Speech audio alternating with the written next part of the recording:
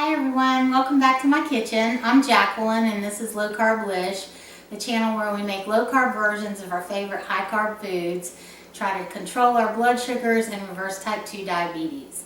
Today we are going to be making unfried fried okra, and we're going to go over here and I'll show you. We have very few ingredients, but y'all, this is so good. If you are like me, I used to love having fried okra when I was eating high carb, and I can't have it anymore because obviously they use flour and cornmeal to do it. However, I have been playing around and experimenting with okra lately because I've been craving it, and I have come up with a recipe that I think is going to satisfy that craving for fried okra. I know it does for me.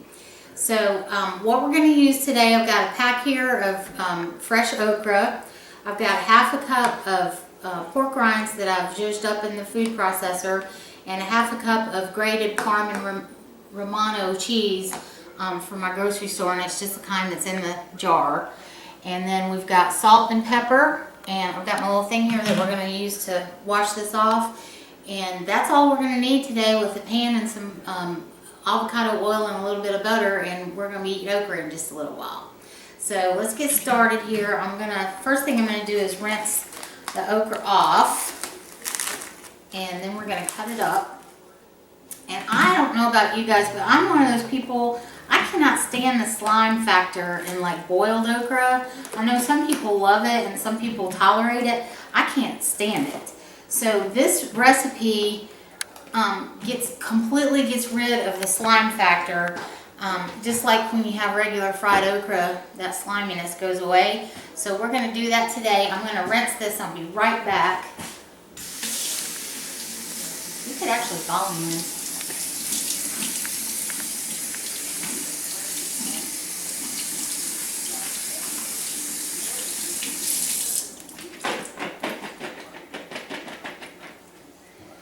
And y'all, just a little bit of silliness today, but I got this shirt off of eBay from this lady, and I bought it because it reminds me of Lucille Ball, and I love it. What do y'all think? Okay, so I'm going to take each little thing of okra and cut it like this. And you're just going to cut the okra up like you would, you know, if you were making it to fry.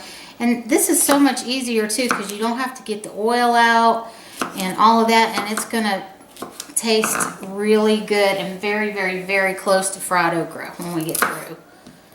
Alright, so I'm just going to do the whole pack this way, and I'm not going to make y'all sit here and watch me cut up a whole pack of okra.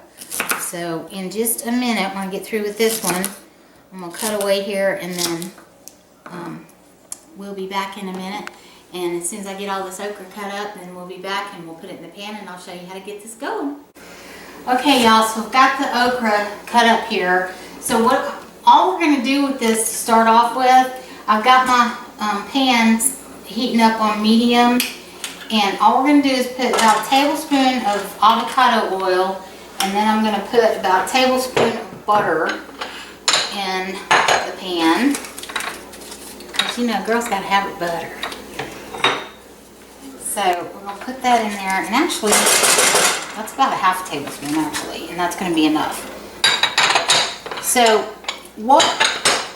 the main part of this is cooking the okra, and it is like a magical thing, because what's going to happen is I'm putting the okra in the pan, and as I cook it, all of the stuff that makes the slime in the okra is going to start coming out. So as I stir it, all that stuff's going to start coming out, and you'll see it, and we'll do a close-up of it while it's doing it, because I know y'all want to see the slime. Seriously though, you'll be able to see the strings and stuff, and it's a good thing because it'll help us know when it's done and when we're going to add the breading in with it. So I'm going to just start off salt and peppering this a little bit, and then we're going to wait as it heats up. And we're going to start stirring. Now this is not a fast process. It's not terribly long, but it's not fast either.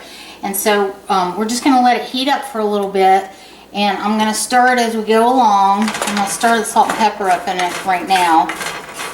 And right now you can't see any of the strings that are going to start coming out of it, of that stuff, but you will as we go along. So this is going to take a few minutes, and as soon as we're done, and the strings start showing up, then we'll come back and we'll finish it up, and then we'll put the breading on it, and we'll be eating okra. So I'll see you in just a few minutes. Okay guys, so the okra's cooking. I just wanted you to get a close-up view of what you're going to be looking for. You see these little string things that are forming in here? That's all the slime stuff that's cooking away. And this takes a few minutes. Like I said, it's not a fast thing, but it's worth it. And so I'll stir it up a little bit, and then I'll leave it alone and let it cook a little more. And as we go along, you'll know when it's ready, because it's going to start turning kind of a brown color and getting a little scorch on it. And you won't see any of the stringy stuff that we're seeing right now as I'm cooking this. So I'm going to just continue to cook this and stir it for a little while longer, and I'll be back when we're getting close to being done, and then we'll finish it up. Okay guys, so we're back. I just wanted you to take a look in the pan here and see that the fibers and the slimy factor has all disappeared. And so once you get it to here, you're getting close to the end. It's still going to take a few more minutes, because what we're actually looking for is for it to get like a real pretty golden brown. And we're starting to get a little bit of it, like you can see on this piece here, we're starting to get a little bit of that starting. But it's going to take a few more minutes. And I think Mason's barking at the Amazon guy. Anyway, it's going to take a few more minutes for the golden brown to come up and start developing on each piece. And once that happens, then we'll be putting the topping on it. And once the topping's on there, it's just a couple minutes and it's done. So we're almost there. We'll be back in a minute. Okay, y'all, so the okra's just about ready now. And you can see I'm getting a nice golden brown color on it. And all of the fiber and everything has cooked away, so we don't have any more slime factor. And so I've put my pork rinds and my Romano Parmesan cheese. And you guys, if you don't like Romano and you just want to use regular Parm cheese, or Parm cheese is what you've got in the pantry, just use that. It's fine. And I'm just going to start putting this over the okra while it's in the pan. And I think I've got enough there, so I'll stir it up and we'll see it. And we're just going to stir the okra up in the cheese and the pork rinds and shake it up a little bit. And then I'm going to cover it up for, I don't know, half a minute to a minute, just to let that cheese kind of get melty and stuff. And then in just a minute, we'll be plating up some unfried fried okra. Okay, y'all, so it's been about 30 seconds, 45 seconds, something like that. And the okra is done. The topping is mixed in with it. And it is going to be delicious. And I'm just going to plate it up here in one of my pasta bowls.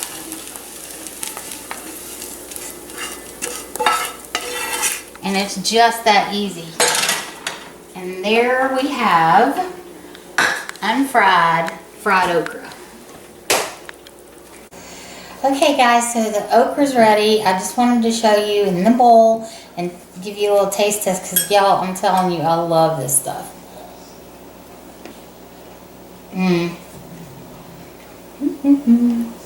Makes me do a happy dance. So this gives you that sort of fried flavor to the okra without actually having to fry it. And the recipe that I did today, it made about 2 cups when I got through. And 1 cup serving of this is only 213 calories and only has 3.8 net carbs. So you pair this with a very low carb meal like a turkey tenderloin, which I'm going to be doing soon, a beef patty, fish, anything like that, you're good to go with this. So anyway, I hope you guys will try it. I hope you like it. The pork rinds and the cheese give it that nice kind of crunchy, crusty feeling and taste, and the cheese and the salt and the pork rinds and everything, it just blends beautifully together. So I think you're really going to like it if you're a fried okra lover. And if you would do me a favor and hit that like button, it really does help people find my channel who have just been diagnosed and need some help.